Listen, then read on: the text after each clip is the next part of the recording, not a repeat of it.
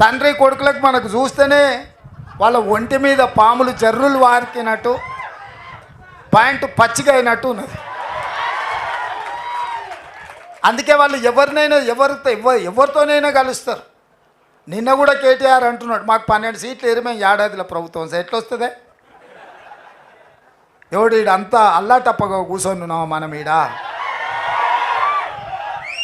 లేకపోతే అయ్య పేరు చెప్పుకోను అమెరికా నుంచి వచ్చినో అని ఏమన్నా వచ్చి కుర్చీలో కూర్చున్నామా? అందుకే అప్రమత్తంగా ఉండాలి, ఈ కుట్రల్ని తిప్పికొట్టాలి. రేపు జరగబోయే పార్లమెంటు ఎన్నికల్లో మీరందరూ లెక్క పక్క 14 లెక్క అనేది అన్నాడు కదా రామ్మోహన్.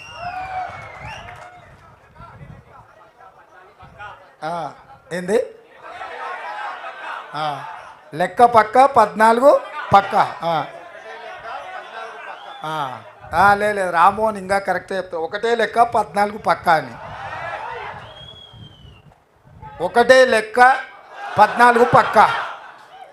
మరి ఇది చెయ్యాలి అని అంటే మొన్నటి ఎన్నికల్లో కష్టపడ్డ అనుభవం, మొన్నటి ఎన్నికల్లో మనం సాధించిన ఫలితాలు, 100 మీటర్స్ రన్నింగ్లో మనం తాడును చేరుకున్న తర్వాత రిలాక్స్ అయిపోయి చిన్నగా ఇట్లూరికి కింద కూర్చుంటాం, ఎందుకంటే మనం రీచ్ అయినామని.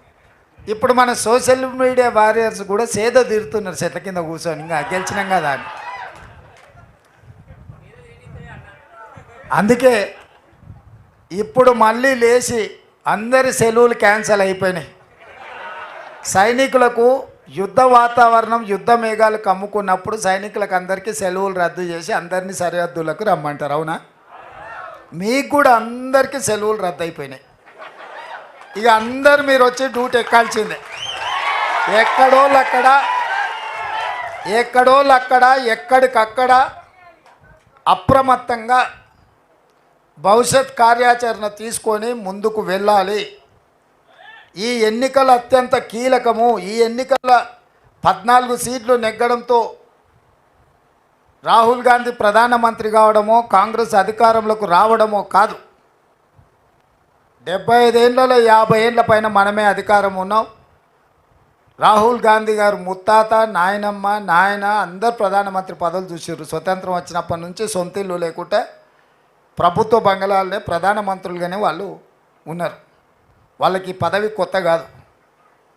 కానీ ఎన్నికల గెలుపు ఎందుకు కీలకం అంటే, ఈసారి బీజేపీ వాళ్ళు అడుగుతున్న 400 సీట్లు వస్తే రాజ్యాంగంలో సమూలమైన మార్పులు తీసుకొచ్చి రిజర్వేషన్లు రద్దు చేయాలని కుట్ర జరుగుతుంది.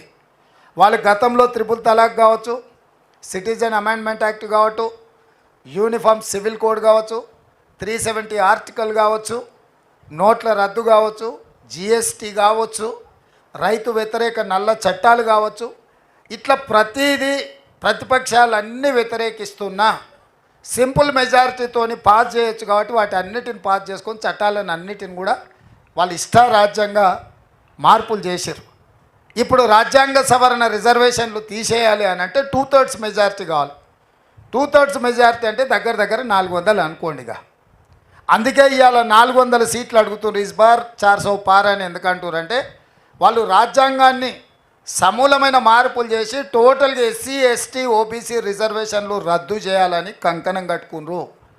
ఇవాళ మన పూర్వీకులు మనకి ఇచ్చిన రిజర్వేషన్తో ఎస్సీ ఎస్టీ ఓబీసీలలో ఐఏఎస్లు ఐపీఎస్లు ఐఎఫ్ఎస్లే కాదు, డాక్టర్లు, లాయర్లు, ఇంజనీర్లు, సైంటిస్టులుగా మారి ఈ దేశ సంపదను పెంపొందించడంలో క్రియాశీలక పాత్ర పోషించినరు.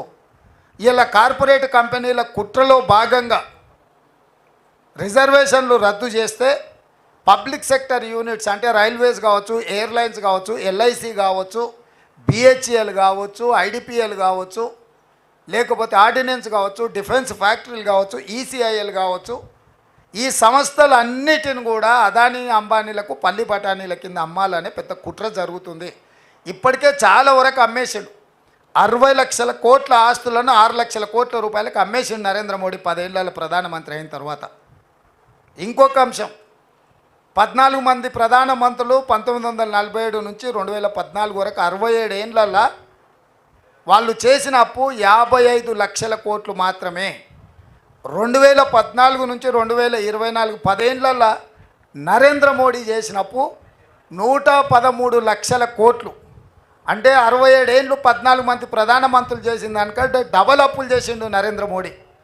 ఇవాళ ఈ దేశము 1,168 లక్షల కోట్ల రూపాయల అప్పులో ఉంది. చంద్రశేఖరరావు 7 లక్షల కోట్ల అప్పు చేస్తే ఈరోజు భారతదేశం 168 లక్షల కోట్ల రూపాయల అప్పులో ఉంది. అందులో 113 లక్షల కోట్లు నరేంద్ర మోడీ గారే చేసిండ్రు. ఈ డబ్బు ఎక్కడికి పోయిందని లెక్కలు అడిగితే అది చెప్పడు. నేను అయోధ్యలో గుడి కట్టినా, లేకపోతే జై శ్రీరామ్ అని నేను స్లోగన్లు ఇచ్చిన, లేకపోతే జై హనుమాన్ అంటాడు, ఇంకోటి అంటాడు. అసలు పైసలు ఎక్కడ పోయినాయని మనం అడుగుతుంటే ఆయన ఇట్లాంటి మాటలు మాట్లాడించి ఒక ఎమోషన్ని క్రియేట్ చేసి వాస్తవాలను చర్చించకుండా, సేమ్ కేసీఆర్ కూడా ఇట్లనే పైసలు ఏడుకుపోయినవా, అప్పులు ఎందుకు చేసినవా అంటే జై తెలంగాణ అనేటోడు. జై తెలంగాణ కాదని ఎవరు అన్నారు? జై శ్రీరామ్ కూడా ఎవరు కాదు అంటారు. లెక్కలు అడిగే వరకల్లా ఆయన అడ్డం పెట్టుకోనికే ఇలా ఇట్లా తయారైండు. లాలూ ప్రసాద్ ఓ మాట చెప్పిండు. ఓ గాడిద ఉన్నది రజకునికి. ఆ గాడిద మీద ఒక దుప్పటి ఉన్నది, దుప్పటి మీద శ్రీరాముడు బొమ్మ ఉన్నది. అది ఊరిలో ఏ సేను మేయడానికి పోయినా ఎవరేమనేటోళ్ళు కాదు, దాని మీద దేవుడు శ్రీరాముడు కనిపించదు కాబట్టి దండం పెట్టేటోళ్ళు.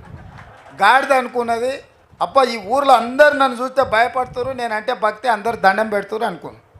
ఓ రోజు ఇట్లనే దొంగసేను మేయడానికి పోయినప్పుడు ఆ దుప్పటి చెట్టుకు తగిలి అది పోయింది. దాని మీద కప్పిన దుప్పటి లేదు, దేవుడు కనిపించలేదు. పోయి చేనులో పడంగానే గుత్ప తీసుకొని కొడితే దాన్ని నడుము ఇరిగింది. అంటే గాడిద కూడా రాముడిని దుప్పటిగా మార్చుకొని మీద కప్పుకుంటే మన ప్రజలు మంచోళ్ళు కాబట్టి చేను మేసినా కూడా దానికి దండం పెట్టిర్రు. ఇవాళ కూడా బీజేపీ వాళ్ళు రాముడి ముసుగు వేసుకొని తిరిగినంతకాలం పెట్టిర్రు. ఇవాళ ముసుగు తొలగిపోయింది. ఇక బీజేపీ వాళ్ళ నడుము ఇరిగేది ఒకటే పెండింగ్ ఉంది ఎన్నికలల్లా. అందుకే మిత్రులారా, మనమందరం అప్రమత్తంగా ఉండాలి. మన పూర్వీకులు మనకిచ్చిన ప్రజాస్వామ్యాన్ని, మనకిచ్చిన రాజ్యాంగాన్ని, మనకిచ్చిన ఎస్సీ ఎస్టీ ఓబీసీ మైనారిటీ రిజర్వేషన్లను కాపాడుకొని ఈ దేశంలో మన భవిష్యత్తు ఉజ్వలంగా ఉండాలి, మనకు రక్షణ కలగాలి అనే అంశం మీదనే ఈ ఎన్నికలకి వెళ్తున్నాం. ఇది స్పష్టంగా ప్రజల దగ్గరికి తీసుకెళ్ళండి. చెప్పండి స్పష్టంగా ప్రజలకు. దేవుడు గుడిలో ఉండాలి, భక్తి గుండెల్లో ఉండాలి తప్ప పోలింగ్ బూత్లో రాజకీయ వ్యవహారాలకు దేవుడిని వినియోగించకూడదు అన్న సంగతిని స్పష్టంగా మన మీడియా, సోషల్ మీడియా ద్వారా ప్రజలకు వివరించి